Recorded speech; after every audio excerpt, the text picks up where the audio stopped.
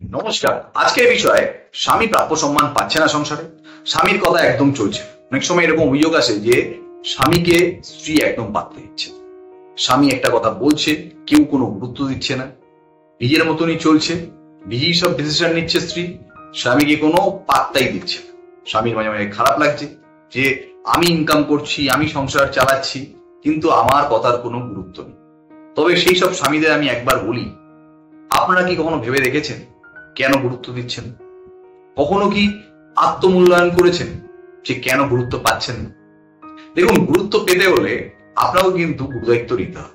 মানে সংসারে কিন্তু আপনি যদি মনে করেন আমি সংসারের মোড়ল, তাহলে কিন্তু মোড়লকেও কিন্তু অনেক দায়িত্ব নিতে হয়। তো সেটা কিন্তু শুধু ইনকাম করলাম আর এককারি টাকা স্ত্রীর হাতে তুলে দিলাম, বা নিজে যখন যেটা চাইলো দিয়ে দিলাম আর সংসার হয়ে গেল, এরকম কিন্তু চাই। এছাড়াও কিন্তু অনেক দায়িত্ব থাকে। সেটা হলো ভালোবাসা, স্ত্রীর আস্থা অর্জন করা, বা আপনি যে কথাগুলো দিচ্ছেন সেগুলোকে রাখার। তো এমন কোনো আপনি প্রমিস করবেন না যেটা আপনি রাখতে পারবেন। আপনি স্ত্রীর যে চাহিদাগুলো আছে সেগুলোকে কখনো মেটানোর চেষ্টা করেছেন? কখনো স্ত্রীকে বোঝানোর চেষ্টা করেছেন যে আমার আর্থিক সচ্ছলতা নেই, বা আমার সামর্থ্য এতটুকুই আছে, এর বেশি আর পারছি না? কখনো আপনার যে সিচুয়েশন সেটা বুঝিয়ে কখনো স্ত্রীকে বোঝানোর চেষ্টা করেছেন যে এর বেশি আর চেয়েও না, আর পারছি না, চেষ্টা করবো সামনে বছর, চেষ্টা করবো আগামী মাসে? কখনো বুঝিয়েছেন? আপনি আপনার মতো করে ভেবে নিয়েছেন যে সে বুঝিয়ে, বা অনেকে এটাও মনে হয় এত কেন উত্তর দিতে যাব। এরকম যদি আপনি নিজেকে নিজের জায়গায় রেখে ভাবেন, তাহলে দেখবেন কোনো উত্তর পাবেন। কখনো সামনের মানুষটার জায়গায় নিজেকে রেখে ভেবেছেন যে সে কিভাবে আমার সম্পর্কে? আপনি কোনো দায়িত্ব নিচ্ছেন সংসারে, আপনি নিজের মতো করে চলছেন, অফিস থেকে ফিরছেন, ক্লাবে যাচ্ছেন, বন্ধু বান্ধবের সঙ্গে আড্ডা মারছেন, তাস খেলছেন, রাত্রিবেলা করে ফিরছেন। সংসারে সারাদিন কি হলো, স্ত্রীর কি অভাব অভিযোগ থাকলো, সে কাকে বলবে? আপনাকেই তো বলবে। আপনি তো সবচেয়ে বড় বন্ধু, কাছের লোক। আপনি রাত হচ্ছে, ফিরছেন, খাচ্ছেন, টিভি দেখছেন, মোবাইল ঘাটছেন, ঘাটতে ঘাটতে ঘুমিয়ে পড়ছেন, সকালবেলা উঠছেন, কাজের সেই তারা, কাজ করছেন, অফিস চলে যাচ্ছে। সারাদিনে আপনার সঙ্গে কথা বলার সুযোগ কোথায়? আপনার স্ত্রী যেই আপনার অভাব অনুভব করছে, তার যে না বলা কথাগুলো জমে জমে একটা অভিমানের স্তূপ তৈরি হয়েছে, সেই স্তূপটা আস্তে আস্তে পাহাড়ের জায়গা নিচ্ছে। সে অতিক্রম করতে তো আর পারছেন না। তার ওপারে যে কথাগুলো জমেছিল এপারে আসছে না আর, সেটাই কথা বলা ছেড়ে দিয়েছে। আপনার মনে হচ্ছে যে আমাকে আর গুরুত্ব দিচ্ছে না, আমার কথা কোনো দাম নেই। আপনি কি কখনো প্যারেন্টস মিটিং অ্যাটেন্ড করেছেন? করেননি না, সময় পাননি। সবাই কিন্তু ব্যস্ত, তার মধ্যেও কিন্তু চেষ্টা করে, বা সন্তানকে বোঝানোর চেষ্টা করে যে বাবা আমি চেষ্টা করলাম, জানো তো পারলাম না, অফিস থেকে বেরোতে পারলাম না, বস ছাড়লো না। এইভাবে কখনো বুঝিয়েছেন? বোঝাননি না। কখনো স্ত্রীকে বলেছেন যে তোমাকে বাবার বাড়িতে নিয়ে যেতে পারলাম না, পুজোর সময় ডিউটি ছিল, এতটাই কাজ ছিল যে ম্যানেজ করতে পারলাম? কখনো স্ত্রীকে বলেছেন যে রোববার করে প্রত্যেক রোববার ইচ্ছা হয় তোমাকে ঘুরতে নিয়ে যাওয়া, কিন্তু একটু ওভার টাইমের আশায়, একটু সংসারে সচ্ছলতা আনার আশায় এই রোববার গুলো আমি ছুটি নিই না? বা আমরা চাই না এই ছোট্ট বাড়িটা থেকে আরো বড় বাড়িতে গিয়ে থাকি, তাই ছুটির দিনগুলোতে আমি কাজ করি তোমাদের আরো ভালো রাখার জন্য। কখনো বুঝিয়েছেন? বোঝায়নি না, ভেবেছেন বুঝিয়ে যাবে।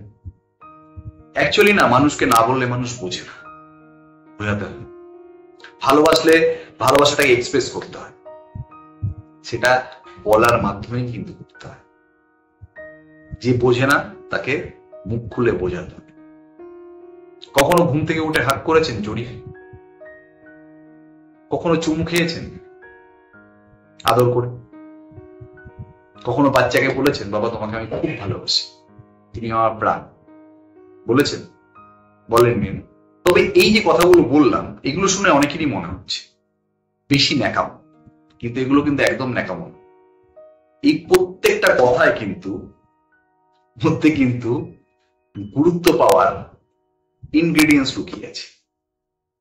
কখনো আপনি ভেবেছেন আপনি যখন ড্রিঙ্ক করে ঢুকেন ঘরে, তখন স্ত্রীর একদম ভাল লাগে না, আপনার বাচ্চাটার খুব ইনসিকিউর ফিল হয়, আপনার সারাদিনের কাজের চাপ, বা আপনার বসের সঙ্গে ঝগড়া ঝামেলা, বা আপনার ক্লায়েন্টদের সঙ্গে অশান্তি, সবকিছু চাপ নিয়ে যখন বাড়িতে ফেরেন, আর ফিরেও যখন খিচখিচ খিচখিচ করতে থাকেন, তখন বাড়ির লোকগুলো আপনার সারাদিনের যে চাপ, যেই অশান্তি, সেগুলো তার বাড়ির যে লোকগুলোর মতো ইনফেক্টেড হলো, তারাও সেই অশান্তি, তারাও সেই চাপের মধ্যে টেনশন, তারাও আক্রান্ত হলো। আপনি তো পুরুষ মানুষ, আপনাকে ঢাল হয়ে দাঁড়াতে হবে, সব কষ্ট আপনাকে সহ্য করতে হবে মুখ বুঝে। তাই তো আপনি বিয়ে করেছেন, দায়িত্ব নিয়েছেন। দায়িত্ববান ব্যক্তিকে এত নরম হলে হয় না। বাড়িতে ফিরবেন আর কাজের চাপ, রাগের চাপ, কাজের চাপ, অফিসের চাপ, বাড়ির মেম্বারগুলোর উপর উগড়ে দেবেন, সেটা তো হলে হবে না। মুখে যা আসলো বলে দেবেন, গালিগালাজ করবেন, স্ত্রীকে ছোট করে কথা বলবেন, সন্তানকে মারধর করবেন, সন্তানের উপর চেঁচিয়ে উঠবেন, আপনার সারাদিনের অপ্রাপ্তিগুলোকে আপনি ওদের উপর উগড়ে দেবেন, সেটা তো হতে পারে। তাহলে আপনি গুরুত্ব পাবেন কি হবে? তাহলে আপনার কথার দাম থাকবে কি হবে? কখনো আপনি নিজেকে প্রশ্ন করেছেন যে কাজগুলো আপনি করেন সেগুলো গুরুত্ব পাওয়ার মতো করেন কিনা? কখনো আপনি ভেবে দেখেছেন যে যখন আপনার স্ত্রীর সঙ্গে আপনার মায়ের ঠোকাঠুকি হয়, তখন আপনি একজন ম্যাচুর পার্সনের মতন সেই বিষয়টাকে হ্যান্ডেল করতে পেরেছেন কিনা? হ্যাঁ, আপনি হয়তো ভাবছেন কারো কাছে খারাপ হব। এই যে খারাপ হওয়ার ভয়, এই যে নিজেকে সরিয়ে নেওয়া ঝামেলা থেকে চুপ থাকা, এই যে নিষ্ক্রিয়তা, সেটা আপনাকে আস্তে আস্তে গুরুত্বহীন একটা মানুষের দিকে ঠেলে দিচ্ছে। কখনো ভেবে দেখেছেন? কখনো আপনি নিজেকে ভেবে দেখেছেন এই যে আপনার সংসারের প্রতি উদাসীনতা, এই যে সংসারের মধ্যে ঢুকবো না, ঝামেলার মধ্যে ফেস করব না, এই যে মানসিকতা আপনাকে দূরে ঠেলে দিচ্ছে সংসারের বাকি মেম্বারদের থেকে?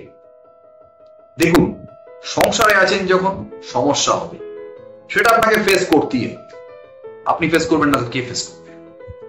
আপনাকেই ফেস করতে হবে, আপনাকেই তার সমাধান খুঁজতে হবে, আপনাকে দায়িত্ব নিতে হবে, আপনাকে একজন রেসপন্সিবল পার্সন হতে হবে, রেসপন্সিবল ফাদার হতে হবে, রেসপন্সিবল হাজবেন্ড হতে হবে, রেসপন্সিবল সান হতে হবে।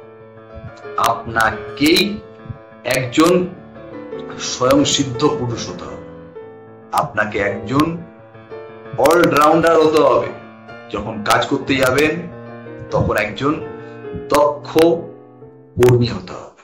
আপনি যখন বাড়িতে ফিরবেন তখন একজন প্রেমিক স্বামী হতে হবে।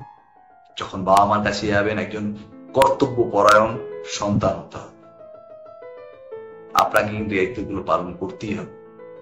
আপনি ভাবলেন যে আমি বাবা মার কাছে খারাপ হবো না, তাই চুপ থাকছি।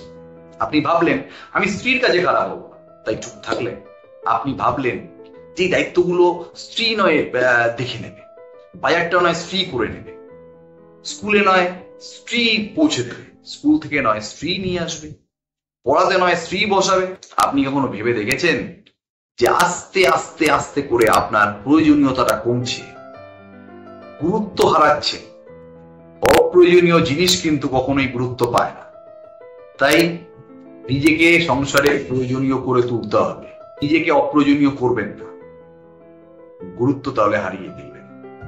আমি সবসময় বলবো নিজেকে সম্মান করুন, নিজেকে গুরুত্ব দিন, তাহলে তো অন্যের গুরুত্ব আদায় করতে পারবেন। যে নিজেকে সম্মান করে না সে কারো সম্মান আদায় করতে পারে না। নিজেকে সম্মান করুন, নিজেকে গুরুত্ববান মনে করুন। অযথা ঝগড়া করবেন, অযথা কথা বলবেন না, ফালতু প্রমিস করবেন না, সংসারের ঝামেলাগুলোকে এড়িয়ে যাবেন,